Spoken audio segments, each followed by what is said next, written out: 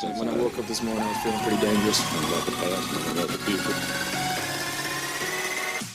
Welcome to Draftvice. We are here. We're back. It is the day, not the day. It is the eve of the day. It is. It's Christmas Eve. It's Easter Eve. It's actually draft day Eve, everybody. Mm-hmm. And we're releasing this. It should be still a draft day Eve. You're gonna wait, hang on to your presents, and then day one of the draft will come, and you'll see that we had no clue what we were talking about.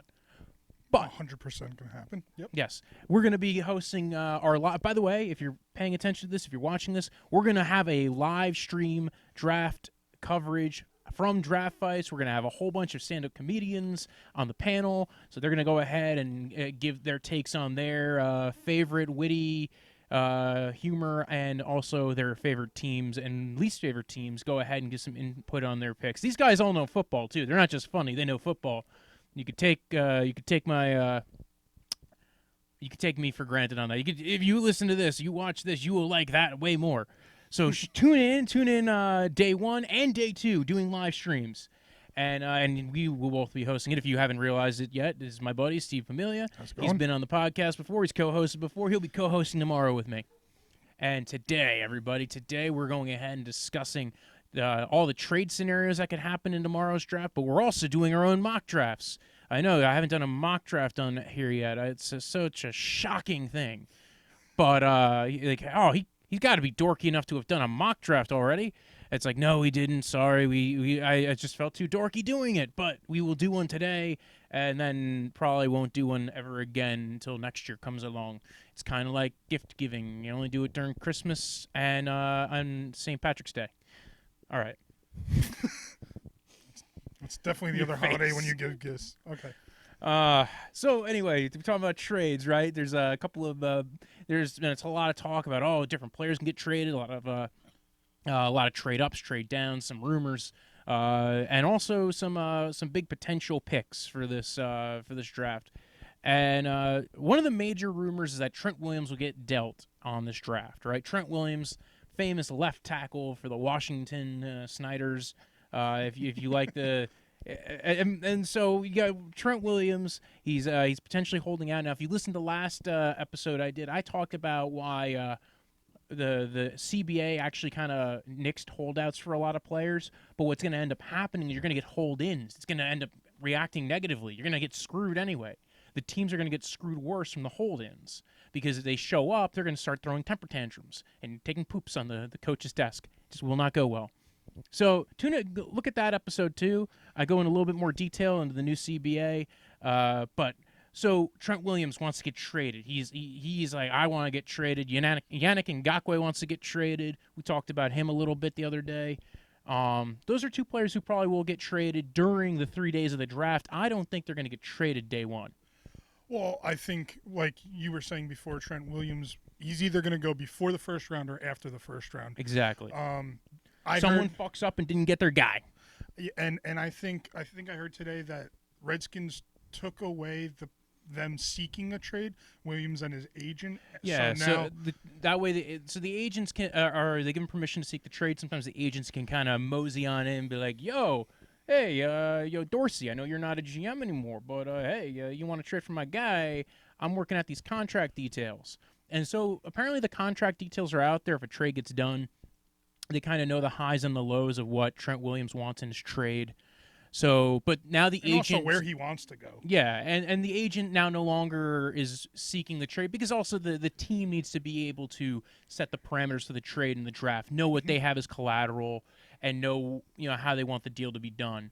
So at this point, it's the team making the deal, but I think they're still in coordination, right? Yeah. It's still potentially that they will trade him, but it's no longer the agent calling people up. It is now going to be the team making these deals as they're getting ready. And actually, a lot of the deals are getting made right now.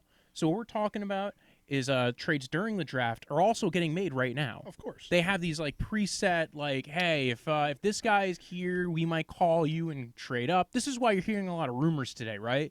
You're hearing a lot of rumors about teams wanting to trade up for certain players, and what they're probably doing is they're saying, hey, if this guy is here, we kind of want to trade up, get the parameters of the trade out, and maybe they're kind of hiding it behind another player. This is why you're hearing today one of the big rumors is that Miami's going to trade up to 3 for an offensive tackle. And in the same breath, I heard that Miami's going to trade back or just take a tackle at 5. This is a lot, dude. The smoke screens this year have been crazy, and you don't get a lot of good information because there's not a lot of pro day. There's no pro days anymore because of COVID.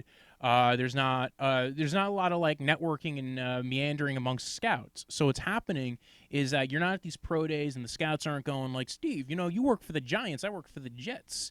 And I think I got who are you guys looking to get? What do you feel about that Mekhi Becton dude, Steve? And Steve being a good Jets scout as he would sit there and see like we if he wants them to go high, we'll be like, we love Mekhi Becton. He's amazing. And not only that, he's great at canasta. So you have Mekhi Becton. And so all of a sudden everybody's going like, the Jets love Mekhi Becton. And apparently he really likes canasta and cooks a lot. I think the cooking thing is why other teams are down on him. But, we shouldn't be down on the guy who likes to eat a lot. He's playing tackle. But anyway, honestly, the big worry about Mekhi Becton is actually the food, is maybe the weight control. Well, I heard but that he's also he's a great baker. I heard he likes making those special brownies. That's what I heard. You know what'd be funny is if like something breaks the night of the draft, and that's why like the Miami Dolphins get Mekhi Becton as he falls, and they draft him with the 18th pick or the 26th pick even.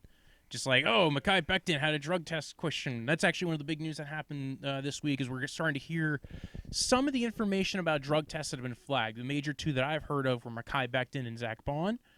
But part of it was at least Zach Bond, we know it was a diluted sample. We don't know what happened with Mekhi Becton's test. It was just that it was flagged. What my problem with that is that this might be because a lot of guys were drinking a lot of water to kind of bulk up for the weight gain portion of the draft. So like, hey, we're going to weigh you. And if you do really well at, 300 pounds, it looks better on your Spark score than if you did really well at 385 pounds. And in the same breath, the water looks like they're diluting the sample. Or that, yeah, exactly. So they're trying to to make it look like that. Oh, wow, he peed a lot. Like they're trying to clear out the system. It's like, oh, he peed a lot today. Can't think of the word, but there's a word for that. Hiding? No, just like when you rejuvenate your system. Cleanse. Exactly. Maybe they did a juice cleanse. Yeah, the cleanse. There's a bunch of stuff at GNC you can get and all that stuff. It washes the. So yeah, Dolphins have been hinted with trading up. I actually agree with what you were thinking. I think they trade down or they stay put at all their picks. There's a reason why they accumulated all these picks. They want to use them, right? They didn't just go ahead to accumulate them to just spend them. And if they are trading up to 3, I think it's got to be a quarterback. There's no way that's for a tackle. I get the reasoning. There might be one tackle that they like in the top 5 or 10. Make sure you get your guy kind of deal. I get the idea. I just don't believe it. It's just hard to understand it in general because the team has a lot of holes. They can trade up to 3 and take a Kuda. They can take they can take whoever they want because no matter who they're taking at that spot, it's going to improve the team, and they have other picks to fall back on for the other positional needs. If they wanted to, they could trade half their picks away and still have a full draft. They could, but also you think about the picks they'd have to trade at 5 to get to 3. They're either trading like a high second rounder or a third rounder, and that's a high second rounder or one of their first round picks. Like that was really the rumors they're going to trade one of their first round picks to go get Tua initially to go up to 2 or 3. Like you're gonna have to trade one of your first rounders. That's a lot. Like that's a real good player. First round pick's a really good player. Even a second round pick. Second round picks hit really well. Because they're usually, especially top 50 picks, hit better sometimes than the guys who are going in the first round. Yeah. So, because usually they're guys who are rated about the same as the guys at the end of the first round. You're going to have your first round bust no matter what. Yeah, and there's actually some statistics as far as hit rates go when you get out of the top 10 to 15 versus when you get out of the top 50 versus when you get out of the top 100. It starts reducing, and that's why when you get to that's why 5th, 6th, and 7th round picks do not matter, apparently. But and the hit rate for those guys staying on the roster is usually about 8%. So I don't know. I don't know if I really believe in Miami trading up. There's a couple of other teams that have been rumored to trade up, though, right? Yeah. There's Niners. I've heard Niners down. I've heard a lot about Niners going down. Yeah, I mean they have two first round picks. I think that they do have a hole at defensive tackle to fill. from the Buckner They trade. do, yeah. And if they see a team that's going for the defensive tackle and they have the opportunity to jump ahead, I mean, Like a Javon Kinlaw. exactly. And believe me, I liked them for Javon Kinlaw earlier this season. And their pick is 31. So I mean, they have 13 too. They have 13 and 31, but if they have to get into, I mean, they can take Kinlaw at 13. Yes. It depends on whether or not they also want to fill their receiver void. And that's going to be where all the receivers go. It's in that nice little cluster from like 9 to 16 is when those top 3 guys are going to go. Everybody's favorite receivers of those 3 are going to be gone. And it's going to be that's why there's a lot of talk about trades up into the top 10 and into the top into the top 12, because hey, these are, the Raiders are going to want to take a guy, the Eagles probably want one of them. The Niners again, and then also the Broncos have been rumored as well. So you have like a cluster of 4 or 5 teams that really like some of these players, and they're going to want to get to that spot. Also, speaking of the 49ers, that one of I think the bigger voids they have is they don't have a second or a third round pick. And with having a lower end pick with 31, now I get they have 13 already, but with they have 31 and picks modeling that 31st or end of the round pick in their 5th, 6th, and 7th rounds. Yeah, 4th rounds also, but they don't even have they don't have a fourth round either. So they're missing day 2. Well, that's why I'm saying all of day 2 and then the beginning of day 3 is because especially that 31 pick, a lot of teams will trade a 4th rounder to get back up if they're trying to get a guy. So for instance, if you're a team that missed out on the tackle run at the top, maybe you want the part of the tackle run towards the end, like say you're Jacksonville. The Chargers, if they take a tackle in the top, might trade back up to get Jordan Love or Jalen Hurts. Yeah. I wouldn't be surprised. I didn't have it this way, but I wouldn't be surprised if San Francisco does take a tackle with the 13th pick and then may trade back or take a wide receiver at 31 because they simply, let's say they take the wide receiver at 13, they simply don't have the draft capital to move up from 31 to take a tackle that they need. Tackle is a little light as far as first-round prospects are concerned. There's about 4 defensive tackle. Yeah, defensive tackle. There's not that many. You're absolutely right. So, and they're filling a huge void with Buckner. They really don't have anybody else. They do have a lot of guys who've played well on the roster, so they have some depth there that played well. That's why they felt okay about getting rid of Buckner, because they have Armstead, they have D Ford, they have Bosa, and then they have about 3 or 4 guys who've actually played really well in rotational roles. So I feel like they might not be pushed to take D tackle, especially in that top 13 role, especially if one of the top 2 guys is not there. But at 31, I could totally get it. I think it's going to be corner at 31, even if they trade back. That second pick, I think they're going to probably trade out of the first round, and I may or may not have them doing that already in my mock draft. We're doing mock drafts. I told you guys. It's going to be fun. Yes, and you're going to hear our speculation as what's going to happen. But I think that the brain starts working when you start doing mock drafts. Gives you ideas of maybe how some of these teams are going to go and how people rate some of these players. So I don't know. I kind of see it as the teams that I thought were possibly trading up are the ones that have been rumored, right? Denver Broncos, Atlanta has been rumored because they want a corner, and the Philadelphia Eagles, right? Those are the teams that have kind of been rumored to most likely trade. And for trade downs, the Lions clearly have been rumored for the trade downs. Even the New York Giants, who've never traded down with Gettleman as a GM. They got the Browns because they're back with doing they're back with DePodesta. They have Sashi Brown's old VP in the building, being the GM now, Andrew Berry. So I think there's a very good possibility that they trade down, especially of how highly he spoke of Sashi Brown.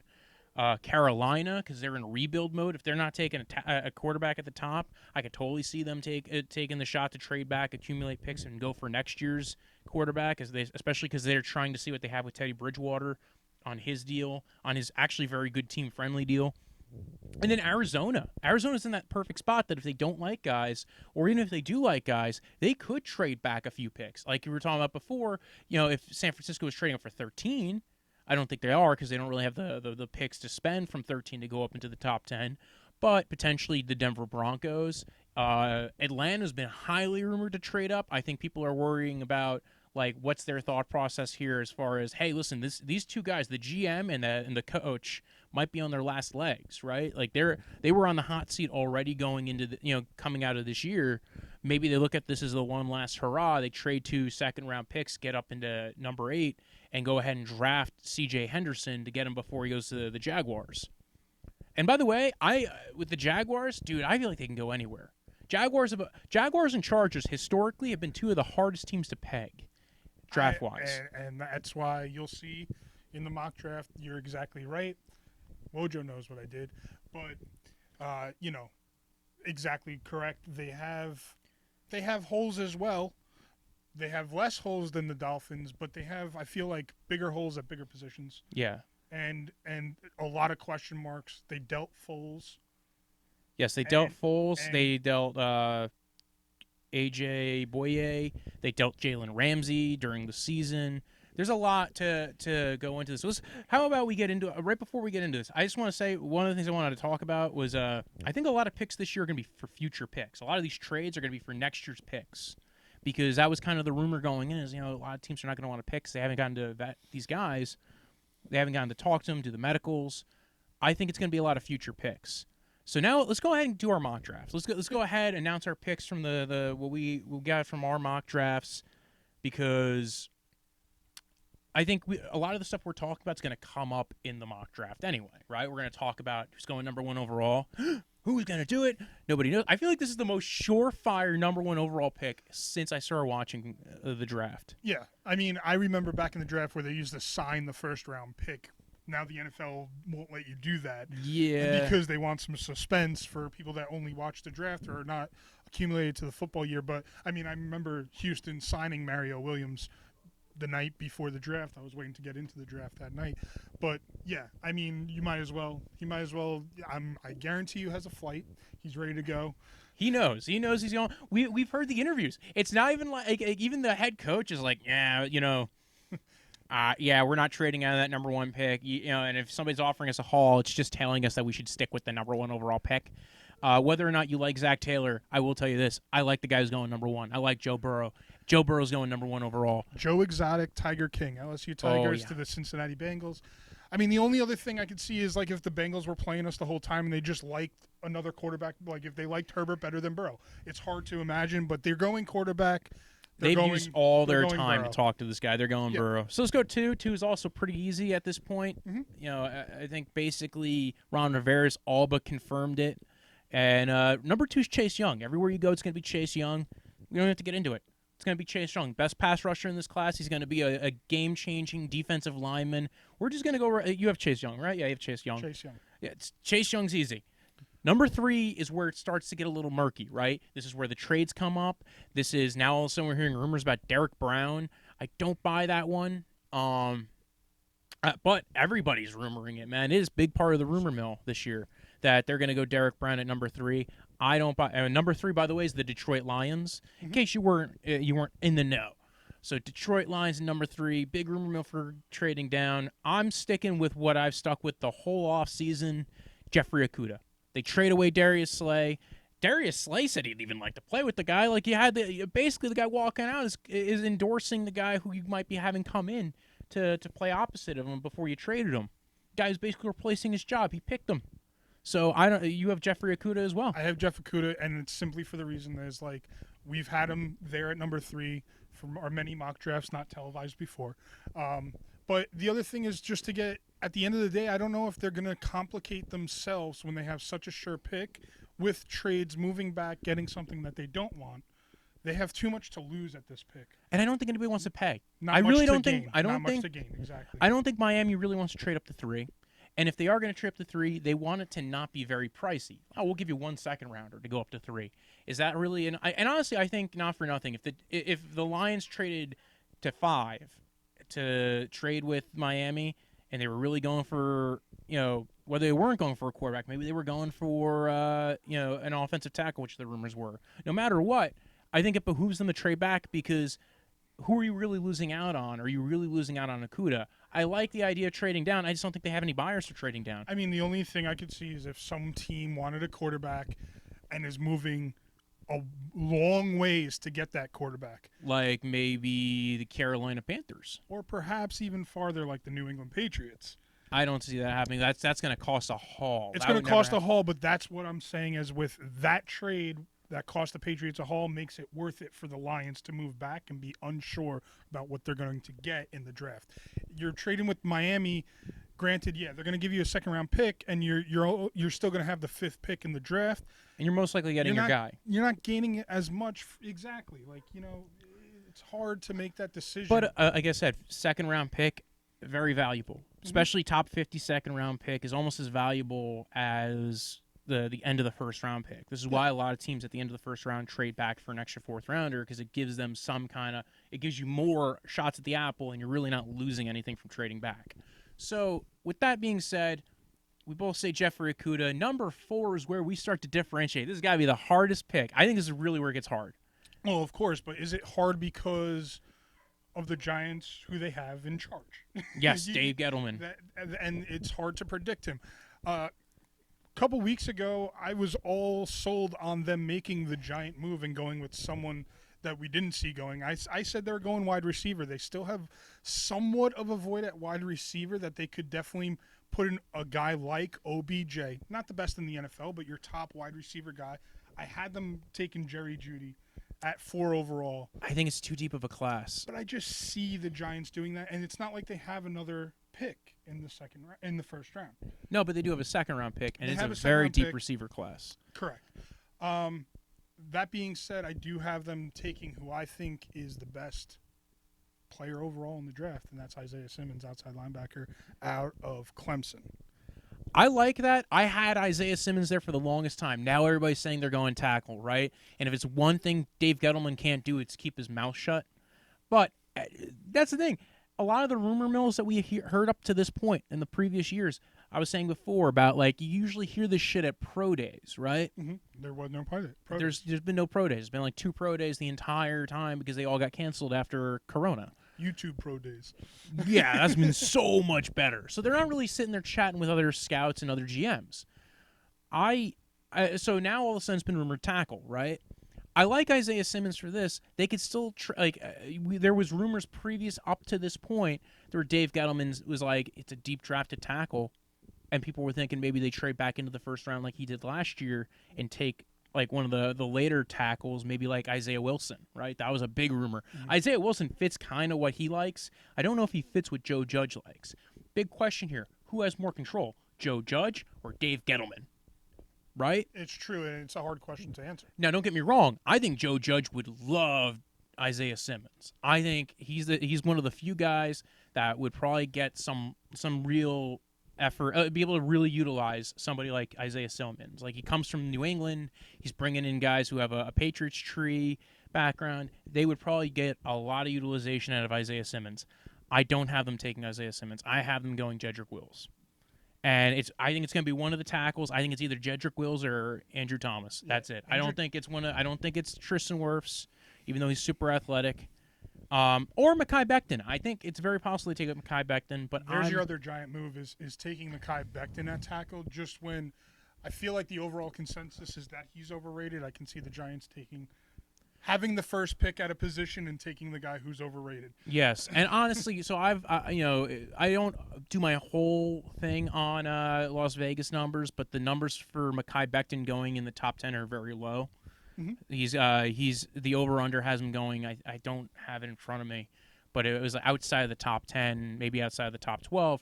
That kind of tells you that he's gonna fall and that maybe people are overrating it. Now, then again. We said it before. Nobody knows anything. We don't know anything this year. I still am going with Jedrick Wills. I think he's the best tackle in this class. I think it's probably him or Andrew Thomas. But let's move beyond that, right? We've talked plenty about the Giants. I just finished talking about the Giants literally a day ago. So let's go to 5. This is what everybody tuned in for. Number 5. 5 in your hearts. Number 1 in your hearts. So Miami, right? King of the draft before the draft starts. Draft sweethearts. And I got to tell you, I it's very questionable whether they go Tua, right? It just seems like this is lying season. You're hearing everything right now. And then unless there's a leak you're really not going to hear anything. And by the way, scouts aren't even getting to see the big board sometimes. So now it really is going to be a big surprise tomorrow when we get to the draft. The reason why I go with Justin Herbert here, right? And all the way up to this week, it was rumored they were going Justin Herbert. I think it's still going to be Justin Herbert. I think that there's going to be a lot of teams. I go back and forth between Tua and Herbert. I just feel like teams picking in the top 5 are going to be really risk averse to his injury. And you can build an offense around Herbert. I think Herbert has the same potential height as a Josh Allen. He still has the same potential strengths as Josh Allen and Mitch Trubisky. Now, granted, I've not been a fan of either of those guys in the NFL. That doesn't mean that the NFL doesn't like them. So, Justin Herbert's got a big arm. He's got some footwork issues. He has not played in a pro-style offense. It doesn't matter. You've got Fitzpatrick there to usher him in. You've got Chan Gailey running his Chan Gailey offense, which actually I think fits what Herbert does really well. Does this spread offense, power run game. I think that could be very beneficial to what Herbert does. Anyway, let's go. What do you have going at 5? So Steve? I have a quarterback, and I have him going to the state of Florida, but not to the Miami Dolphins. I see Miami, let alone trading out of the pick, but I see Jacksonville really trading into this pick. Jacksonville has 2 first-round picks. They have 9 and 20 overall. They do have their quarterback. Not really their quarterback, but Mustache Madness. What's his name? Gardner Minshew. Minshew Madness. Minshew Mania. But it's kind of a question mark. It's like that European question mark. And what I think they do is they give Tua that year with Minshew being there to kind of relax his injury that he had. Even if he is okay to go, they'll be able to see that. I think that they have their eyes on Tua. I see them going up, taking Tua with the 5th overall pick. I like this. Because Jacksonville's unpredictable. It's an unpredictable thing, but it's kind of the thing where like they had their eyes on the whole time. I like Tua because he has the blessings, if you will, to be that good quarterback in the NFL. He's accurate. He knows how to throw a touch and poise. He's got great pocket presence. The only risk with Tua is 2 things. Off the field, it's the injury and maybe progressions, but he's still good at playing the game off script, so I'm not entirely sold he can't make it through a system where there's multiple progressions. It's just one of those things you worry about with him. I've often comped it to with Deshaun Watson, where it's just he will eventually adapt. I just think it's one of those things that when you get him set in the scheme, that's why if he does go to Miami, I think it's a great move because you could sit him for a bit, get used to the scheme, make your multi-read throws. You're gonna be learning from Ryan Fitzpatrick. You're still gonna have Josh Rosen there, so you're not totally pushed. And you've made multiple high risk, high reward picks. I kind of like the idea of him going to Jacksonville.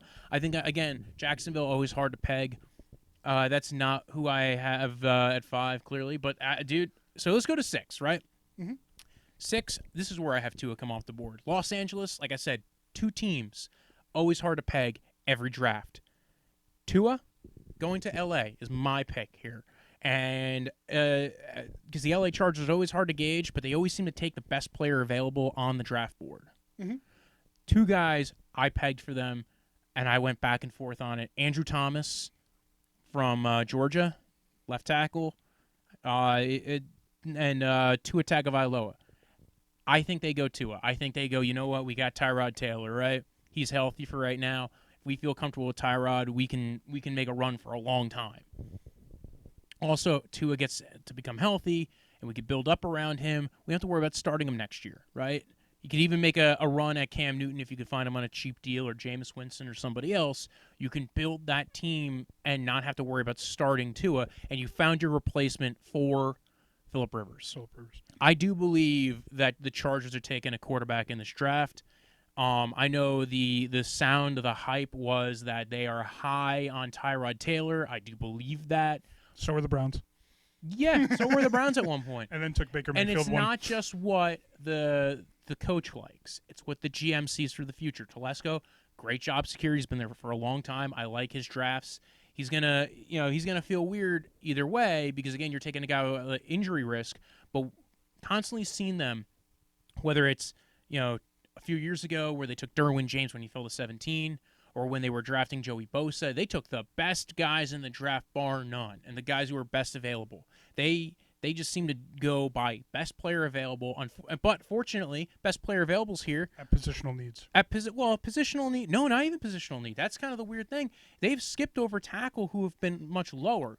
So the reason why I think they're going tackle here, though, is I think there's three guys who fit the mold for best player at this spot. I don't have Isaiah Simmons, who's left yet, but I do have Derek Brown. Or maybe not. Well, this isn't my board. This is but again, I had Andrew Thomas, and I went with Tua because I just think it's the perfect time, and Tua is probably one of the two best players in this draft when you look at positional value and what he can do. Absolutely. I have them doing the same exact thing, but just with Tua off the board. I have Herbert from Oregon, quack, quack, not moving very far and going to L.A. Yeah, and there's a lot of teams who like Herbert, so I would not be shocked if they took Herbert. And again, rumor mill right now is they're not fans of him, but rumor mill right now is just crazy. So, number 6, right? Now we're at number 7. 7, got the Carolina Panthers, right? Who'd you take for the Carolina Panthers? Derek Brown, defensive tackle. Carolina. Coming out of Auburn. Yep. I went with defensive tackle as well. I went with Javon Kinlaw. Okay. I think they rank him higher. He has a little bit more pass rush ability. Shows a little bit more of what he can do going further down the line. He has a higher upside ability. I think when you have a rebuilding team, it seems to be very common for them to take D tackles in the first round. We saw it last year with Christian Wilkins. We've seen it before.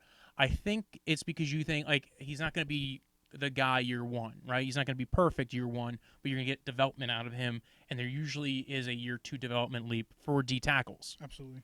So I'm going Javon Kinlaw. I think they think he has a higher upside. I might have heard a reporter here or there mention his name, and I kind of went, that makes a lot of sense, and it's been over the last month or so.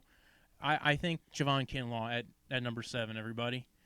Number 8 is where it gets a little, actually, I don't think number 8 gets a little creepy yet, or freaky yet. Number 8, I have Derek Brown. Amazing defensive tackle. That is a team that, Arizona Cardinals, I was originally going to have them trade down. I backed off of it. I originally had Atlanta trading 2 second-round picks to move up to get to 8 so they could take C.J. Henderson. I backed off on it. Why? I don't buy the hype anymore that Atlanta's trading 2 second-round picks to get up into the top 10. I just don't buy it. We heard this before. And they're aggressive, but I don't think they're as aggressive with their first-round pick as they will be with their second-round pick. I think they'll trade up from there to get a guy who they really like.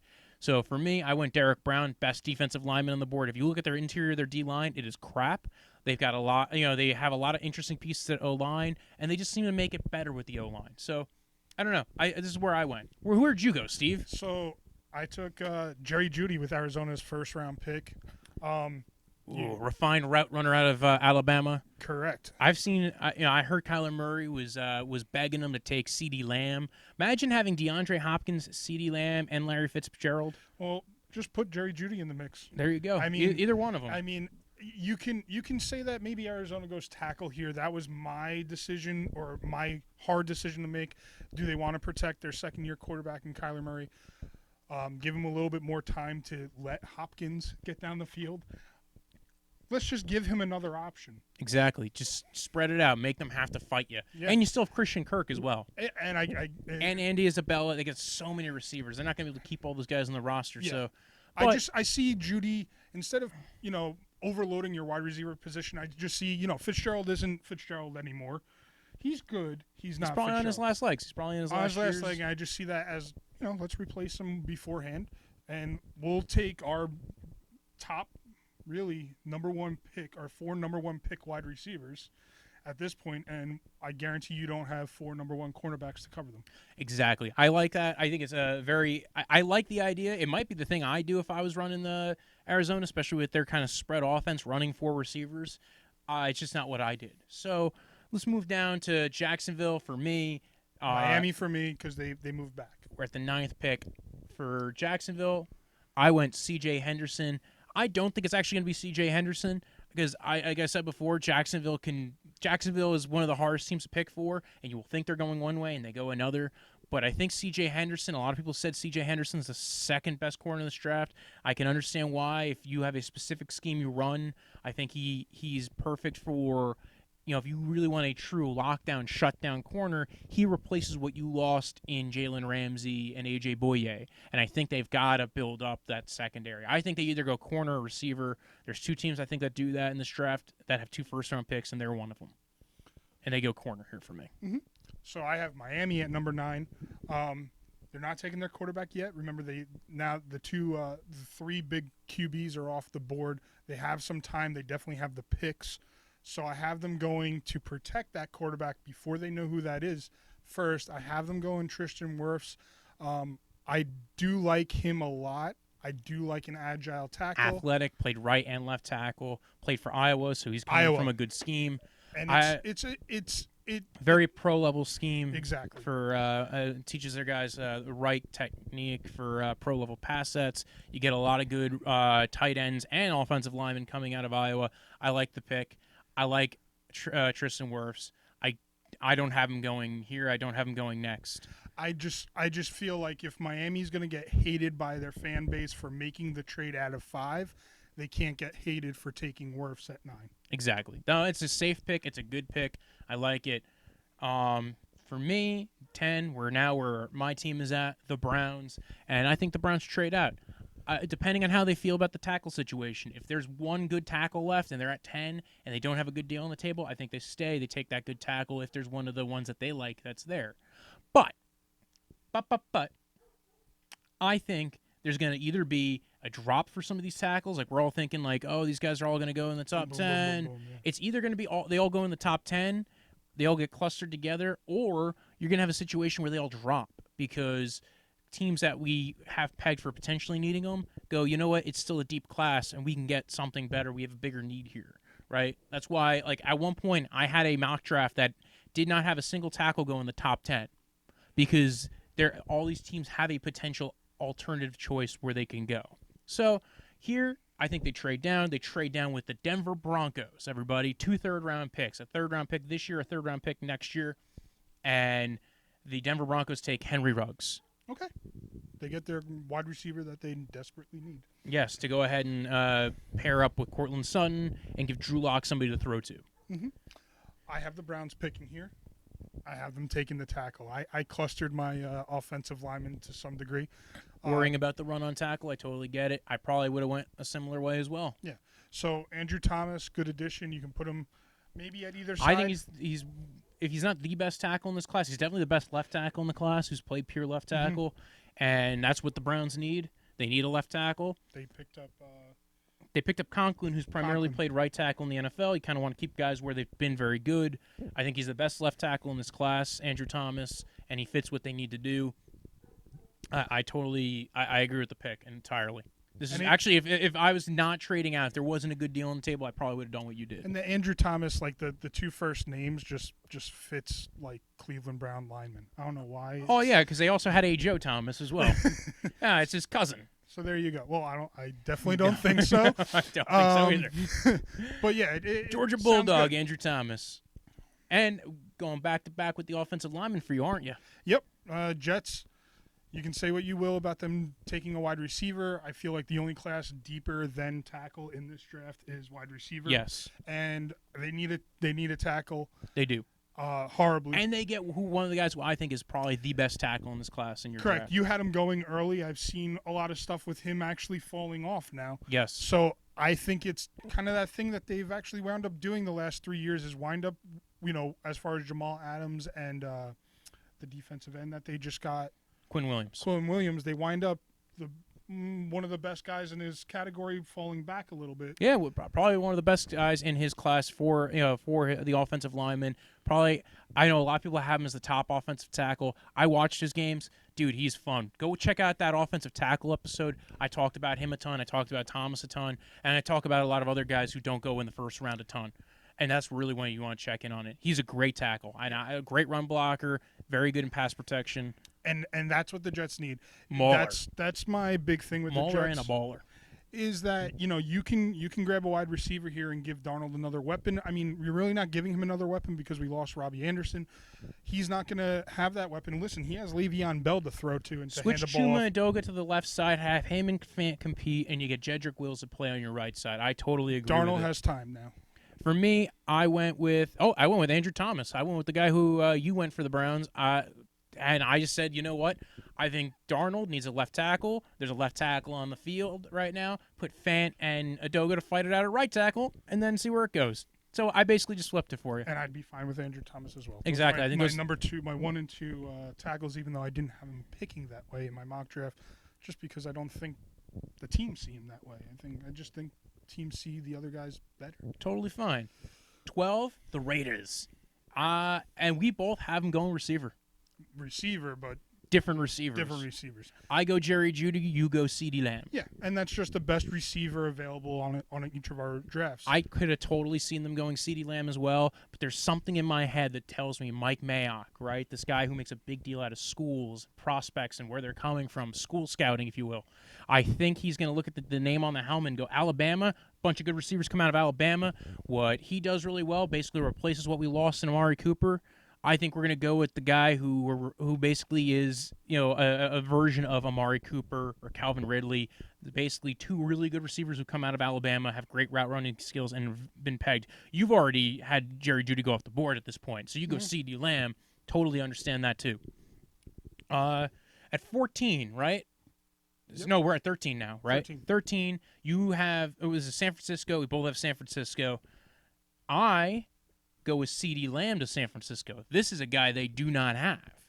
And I think they could utilize him all across the board. They like versatility. He could play X, probably better at slot and Z. But, again, he could be a true X for their team. He could be a true split end. Now, granted, a lot of questions about whether he can get off the line of scrimmage against press, but I don't know. I think he fits that really well. He's physical, man. Like, I remember watching him. He runs a lot of DK Metcalf as far as like his ability. If I can project his ability to get off press from what I've seen, he's physical enough to do it. And not for nothing, there's enough stuff on tape where he didn't go up against press very often, but you saw what he can do as far as his releases. And if you can't get him off the line of scrimmage at split end, you play him at flanker, you play him at slot. He's gonna bully guys. He's gonna be a big slot if he's playing slot. I know San Francisco doesn't really have a lot of slot receivers, and that's might be why you went at 13. Henry Ruggs III. Henry Ruggs III, everybody. Henry Ruggs III for Steve picking for San Fran. I like it. Speed guy, get a deep threat, and he's fun to watch too. Some guys actually do have him as the number one receiver, and he changes your entire team. He changes what the defense is doing to try to stop you. They are going to have to try to shut him down. They got to play to him. They can't cheat. So, totally get it. 14. Tampa Bay Buccaneers. Yeah. Not for you. Tampa Bay. No, I have Tampa Bay trading back at this point for the rumored trade up of Atlanta. I still have C.J. Henderson on the board. Atlanta needs a cornerback. They're that team. You have your top 3 wide receivers off the board, and Denver at the 15 spot, which plays into this trade. Denver's going to take a wide receiver. There's no wide receivers. They're going to go to cornerback because they have the same needs as Atlanta. Atlanta needs that cornerback. So they're going to make a swap with Tampa Bay at this point, jump up just 2 spots. The rare in-division trade, everybody. Exactly. And although it's in division, there's a perfect excuse for it, and that's because just in exchange, Atlanta's giving Tampa Bay a 4th-round pick. Well, also, at this point, Tampa can kind of see who the 2 teams behind it are going to go get. Exactly. So now you're getting an extra asset to replace the asset that they lost in the Gronkowski trade. There you go. So I like that idea, I like that mentality, and then they probably still get the guy they were going to take at 14 anyway. I kept them at 14, and I have them taking Isaiah Simmons. He's fallen, everybody. He's fallen, and I think he is going to fall. I think he's going to fall out of the top 10. He's fallen, but he's going to get up. I can't see – this is the team that took Hassan Reddick in the first round. Not the same team, but the same coach and the same D coordinator that has had Hassan Reddick at one point. This is a guy who's going to be able to shut down tight ends. He's going to be able to blitz and get pressure. This is the Derwin James of this draft. He's going to fall to a team in the teens, and they're going to get an elite safety / linebacker. Yeah, he's going to be able to do everything they need. He could play free safety for them, and at that point, you just have this elite player that can do so much. And I could see Todd Bowles utilizing him in a way to get what they need. I think Todd Bowles as a strict D coordinator is 10 times better than he was as a head coach. Jamal Adams-esque. There you go. They get Jamal Adams for 8 picks later than what the Jets drafted him for in their draft. So listen, I think that works perfectly. Yeah, I it think he works, fits what they absolutely. need. They might not get a tackle right here, but I think that it's a deep enough draft where they might take a guy in the second round. They could trade up and take a guy Absolutely. out of the second round into the first round, or you sign a guy in free agency. There's still a few guys out there, and they've also been rumored as far as pitching ideas to maybe trade for Trent Williams of the Washington team. Yes, The Washington Sunburns. the Washington Sunbirds. Oh, Well, I mean, that's what happens. Anyway, the other thing too is that should just be a white guy with a handprint across his chest. Yeah, it's still racist, but it's just a different race. But it's the race. But it's the race everybody's okay with you, so it's fine. It's good. I think that's what makes it amazing. It's a big white hand across his chest, and the rest is red. now I don't know. Tampa Bay at this pick they have Gronkowski now. You see OJ Howard moving. Well, that was one of the pitches. Apparently, they were interested in trading O.J. Howard for Trent Williams. I don't think Washington took the bait on that, or there wasn't enough compensation in there for Washington to take the bait. I like O.J. Howard. I say keep both of them. Yeah, You're at that only point, adding to. I mean, how much longer you really have with Gronk? He's probably going to be there for as long as Tom Brady and is. Brady, and that's my point. If anything, you're going to trade somebody, trade the other tight end I mean, that's my Brady having two. because they have three. They have three. Yeah, that's right. I can't remember his name off the top of my head. Anyway, while we're here, 15, right? This is the Broncos pick for you. It's technically where Cleveland traded down to for me. You have them taking a guy who I took already. Yeah. So I haven't taken Kinlaw. They need outside of wide receiver, outside of cornerback. Next thing, I say D-tackle. D-tackle. Gives them an opportunity for a little bit of pass rush. I like it. They're getting a real good prospect here in Kinlaw. Yeah, get some pressure up the middle. You also have, Von Miller there.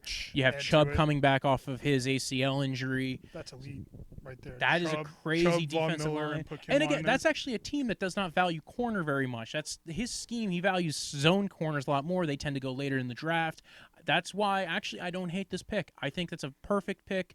If they don't get a receiver, I think that's where they go. Me, this is where Cleveland traded down to. I have another trade. Yep. This is gonna be crazy, everybody. I have Miami trading up to take Mekhi Becton. They take a guy who's falling in this draft. They take a high upside tackle. Everybody, they got the blind side for their quarterback of the future.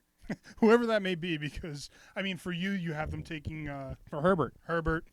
They don't have a quarterback for me yet, but So now they have Mekhi Becton. They've tried to fill out the interior of that offensive line, and then they just got to fill out the right side. They have a guy there who they think can be okay.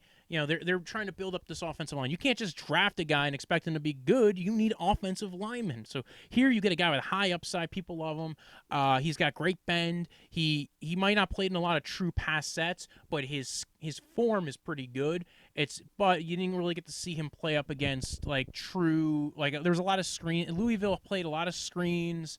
They played a lot of screen game, a lot of zone run, zone read, a lot of things that help out the tackle. He ended up on the ground a little bit, not to my liking, but dude, he can get down, he can get low for a guy who's 6'6", man, and he can be a mauler. So I like Mekhi Becton, but I think this is where he starts falling, and this is where you had Cleveland. Cleveland takes him. So next is Christian.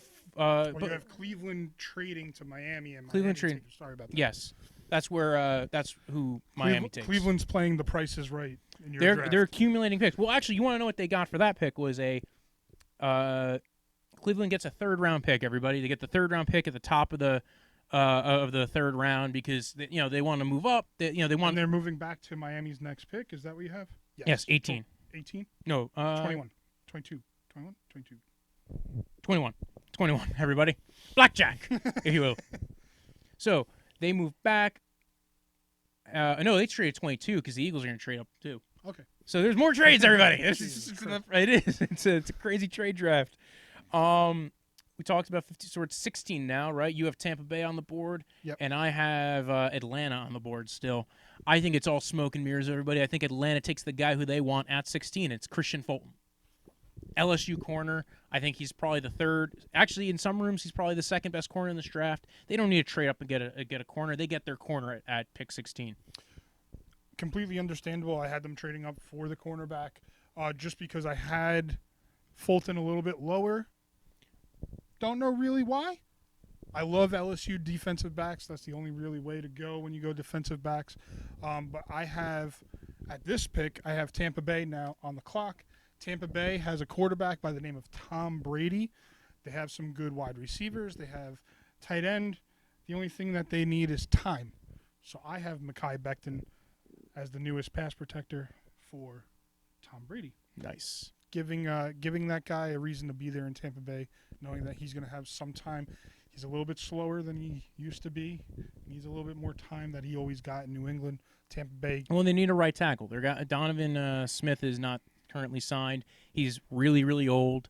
So now they get to replace the right tackle, and now you've kind of completed your offensive line. Rebuild, really. Yeah, 17. Oh, I did not do 16. I have 16 as Fulton. 17 now. 17. It's Dallas, right? And we each have them taking a pass rusher. One of like the tier 2 guys that's really tier 2. I have them taking Kaylavon Chason out of LSU, and you have them taking Yitter Gross Matos. YGM. Everybody, YGM out of Penn State. Is he Greek? You would think, right? The Greek freak. Both of these guys have some very they're high upside pass rushers. It's not a good defensive end draft. It's not a good pass rusher draft. It's a lot of guys you might see in the second and third rounds. These are the next 2 guys probably on my board if I was looking to get a pass rusher. And again, that's kind of what Dallas does. They'll take guys who might be second round pass rushers and take them in the first round. Ergo, Taco Charlton. Yep. And now was he still on Miami? I have no clue. They traded him for like nothing. 18. We are now at 18. This is for me another trade. The Eagles trade up and take Jalen Reagor, TCU, and they give the Browns a 5th this year and a 3rd next year. So the Browns turn their. They get 3 third-round picks basically. 3 third-round picks. picks. 2 this year, 1 next year, and a 5th rounder this year as well. They've turned this whole draft into a 2/3 for next year, 2/3 for this year, basically. Okay. And the Eagles take Jalen Reagor. Dude, he is a fun guy to watch. Very fast, good run after catch. I think he's going to be. He's the thing that they need, right? He's the player that, listen, we already have the Alshon Jeffrey, and we have the Alshon Jeffrey replacement. We have Deshaun Jackson, but if Deshaun Jackson's not there, do we have a guy who can get downfield, is going to scare offenses, he's going to scare defenses, and who can just go up and get the ball, right? He might be a little shorter than you'd expect, but he is good at getting up. He is good at getting vertical. So you have 18. I have 18, and Miami finally gets their quarterback. Jordan Love, Utah State. Nice. Athletic, powerhouse of an arm. Took a step back this year, but I think he's a high-quality player. And Miami, don't forget, they still have Fitzpatrick, I believe. Yes, and Josh Rosen. And they still have Josh Rosen. So if he's not ready, they have plenty of room to let the quarterback sit, learn, wait. The reason I have them taking a quarterback right here is because of the 19th pick. Oakland is also rumored to be quarterback spying. Maybe pick one up in the draft, so they take one before Oakland and make the decision easier actually for Oakland in the next pick. Well, for me, I have 15 Oakland. trades. Almost. For me, I have Oakland being A.J. Terrell. Again, I said before, Oakland likes those high upside guys who can they like guys coming out of big schools. Where's A.J. Terrell coming out of Clemson, right? Played solid, played really good against Chase in the LSU game last year. That guy was dogging everybody. He played pretty damn well against him. He got beat a couple of times going up at the catch point, but he stayed in phase every moment of the game. So the guy who actually could hold up against Jamar Chase a little bit and looked like he started out really well, have him going to the Raiders. They get to fill out their back end to pair up on the other side. Okay. And I have the Raiders at 19 taking Chason. Kaylavon Chason. Yeah. I like it. Outside linebacker, another good school, LSU. I think that fits the profile. And, I just see that happening. Awesome. We are now down to 20. Jacksonville. We both have Jacksonville's picks. Well, no. Oh, no, you don't. Well, I don't because You have a trade up, everybody. I had to trade up because remember Miami was in this spot because they traded the 5th for the 9th and the 20th, so they had Jacksonville's 20th pick, and I have them trading back again. And let me just see my notes real quick. So they're going to get a call. Basically, there's a need for a defensive end in Seattle. So I think Pete Carroll picks up the phone, and he calls Miami, says, "Listen, you just picked. Let us pick." Miami's like, "Sure, we want more picks. That's fine." Seattle, like I said, needs a defensive end. They lost Jadeveon Clowney in the offseason. The next real big and defensive end left on the board for a long time until we're relevant again in the category, AJ Epinesa, coming out of Iowa. And I like it. I think they can utilize him. He's a good technique guy, not a real high upside guy. I definitely like him as a player. He's kind of in this like weird tier of pass rushers, D ends. Might fit as a 3-4 D end in some schemes. I have them taking Yurtos Gross-Matos. Jacksonville. Yeah. Oh, that's 20. I didn't have Seattle taking them. I had Seattle staying where they were picking, and I have them taking YGM, Yurtos Gross-Matos. We're at 21, everybody. And it's, guess what? For me, this is where Cleveland finally gets to pick a player. Whoa. And I have Tristan Wirfs falling all the way to 21. Well, I mean, if I can get Wirfs at 21 too, I mean, that would be the pick I'm making. A lot of teams look at Wirfs as a guard. That's fine. So if you look at him as a saying guard, 20 teams look at him as a guard, though. I'm saying 20 teams who might not have him rated as their best player. Yeah. That happens all the time. I see Cleveland going, you know what? We're going to play the game of gamble, gamble, gamble, die. They didn't die this time. They could have died, but if he wasn't here, they would probably take a Josh Jones or Ezra Cleveland. Yeah. Austin Jackson, maybe. Austin. No? Not on your board? Not on my board. All right. Not nearly on my board. I have Philadelphia now at this pick at 21, staying where they are, and taking a wide receiver. Justin Jefferson from LSU. You had them taking. I had him trading up to get Jalen Reagor. I still have Reagor on the board. I like Justin Jefferson better. I think he's a better. I don't know. Reminds me of like Victor Cruz. Good route runner, played like flanker and slot, probably better in the slot, really hasn't had a lot of experience at flanker, really hasn't played well on the outside. But what he does do well is he does go up and get the ball. Correct. He is like what you were hoping Nelson Aguilar would be. And I think I get the pick. I've seen it happen a few times. I personally am not as huge of a fan of Justin Jefferson, but I have liked a lot of his games. I've seen, earlier in the season he was utilized a lot more, and he can go up and get the ball. I like him. Like other LSU wide receiver, Jamar Chase. Odell Beckham Jr. Anyway, 22, Minnesota Vikings. I have them taking Josh Jones. And I made a mistake. Offensive tackle out of Houston. So I meant Josh Jones, but I couldn't find him on my board. So you took. I have Austin Jackson, just confusing the two of them. So let's put Josh Jones in there for me as well as Minnesota. Josh Vikings. Jones is a powerful, athletic tackle. I Yes. love him. I think that he's the guy that people think Ezra Cleveland is. I think it's all smokescreen. I don't think Ezra Cleveland goes super high. I like Josh Jones. I dig it. Very good getting on the move, and this is one of those guys that Minnesota's been kind of linked to as well. Guess what? That's not all. Minnesota trades up to 23, gives a 4th and a 5th to the Patriots, and selects Jeff Gladney. Okay. Adds to their cornerback room, and they're not worrying as much about it for right now. Okay. 23, I have the Patriots sticking there. I have them taking Kenneth Murray, an outside linebacker. I believe they lost an outside linebacker during the offseason to the Miami, right? Miami took Patriots, yes. They Kyle Van Noy they lost. Kyle Van Noy. So they don't really have that many needs that they're other than quarterback that they're trying to fill at 23. Instead of trading back, which a lot of people have them doing, I see them taking that outside linebacker and Kenneth Murray from Oklahoma. Does it really matter your skill level when you're being drafted by the Patriots? Because you might come out a whole different player because they find a way to utilize you. I get it. I totally get Kenneth Murray. I have him going in a little bit. Don't worry. 24, I have Patrick Queen going to the Saints. Just fills out that defense. Now that defense has every piece they need. Yeah, and absolutely. they still have Drew Brees. They still have Michael Thomas. I think they go receiver.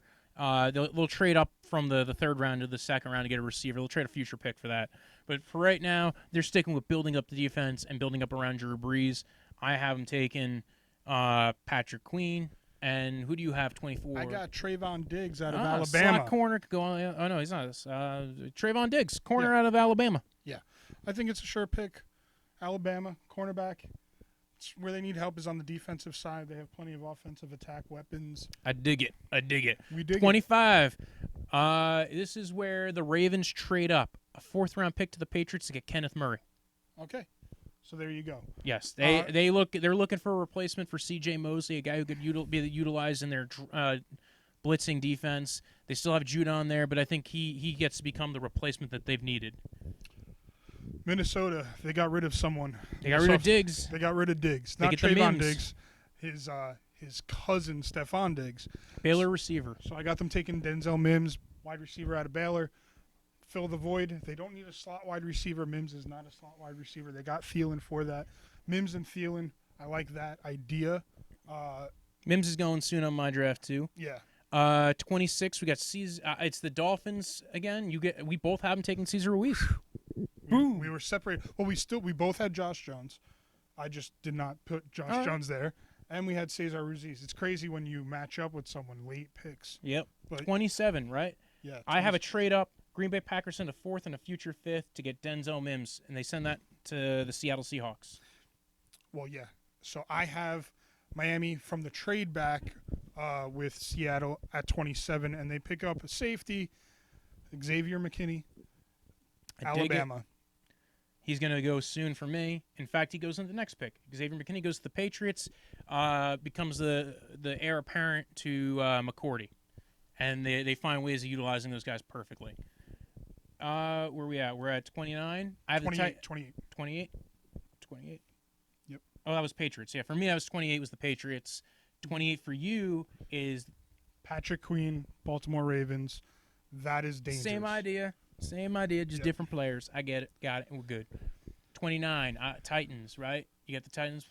I have the Titans taking A.J. Epinesa, replacing Jarrell Casey, get a little bit more pass rush on that defense, help build out that defensive line. They got Howard Landry. They also signed Vic Beasley. Who knows what he's going to be when he grows up. And then who'd you take? I have them replacing Conklin. Conklin with Ezra Cleveland. Ooh. I do like this guy. I have him obviously 6th on my board as far as the tackles. He's going to be the last tackle taken in the first round. I do believe it's not as much as they can get a tackle later on. I just think that there's really – you had them going, on defense. I just think that offense – they want to improve that offense. Yeah. And that's dangerous. Give him a first-round pick. I have Seattle trading out, everybody. And this is the last tackle that goes on my board. It's Isaiah Wilson. Traded up to Tampa Bay, and Tampa Bay gives away a second-rounder next year to trade up their second round this year, and they have no risk it, no biscuit. That's what the Bruce Arians saying is. They go right for their tackle to shore up the offensive line to protect Tom Brady. I have Green Bay still at 30 with the pick, and they take a guy that I'm in love with. KJ Hamler could be the fastest wide receiver in the draft.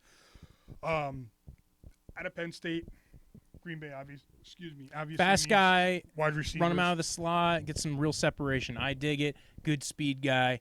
Not where I would have taken him, but I totally get it. This is where we're getting to 31. Yes. Colts. I have the Colts trade up to San Fran and get Jordan Love. Get the 5th-year option on him. And now you've closed out. We're down to where are you at now? Oh, you have a trade up too. Yeah, we have a same idea. Team doesn't have a first-round pick, trading back into the first round.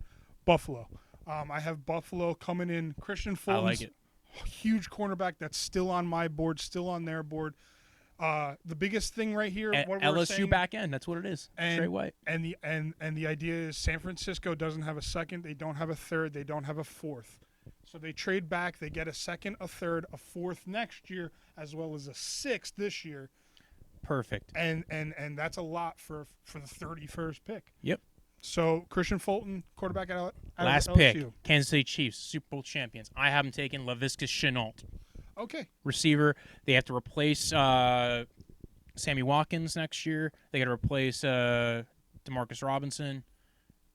Perfect guy to replace both those guys. This guy's athletic, fast, strong, and he runs like a running back. Funny you say that. Who'd you take? I took a running back, DeAndre Swift, finally gets off the board.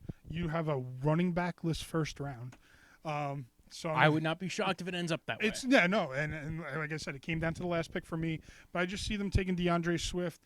Gives them just another option at running back because it's not like who they had there. No, I get you. Damian Williams. Damian Williams didn't prove himself. DeAndre Washington. They definitely proved. I just think themselves. there's so much depth at running back in this class that I think that teams are going to see that and hang still to the second round. But anyway, you guys, thanks for tuning in. Tune in draft night. Tune in Friday for day 2 of the draft, and we will see you then. Follow the podcast at Draftvice on Twitter, at Draftvice_football on Instagram. You can follow me at Brojo Death Punch. It's BROJO. Death is in the end of life. Punch, yum. And you can follow Steve. Pums142 on Instagram. Tomorrow we're live. Way to go. Fuck it, let's do it live. We're on to When I woke up this morning, I was feeling pretty dangerous. about the past and about the future.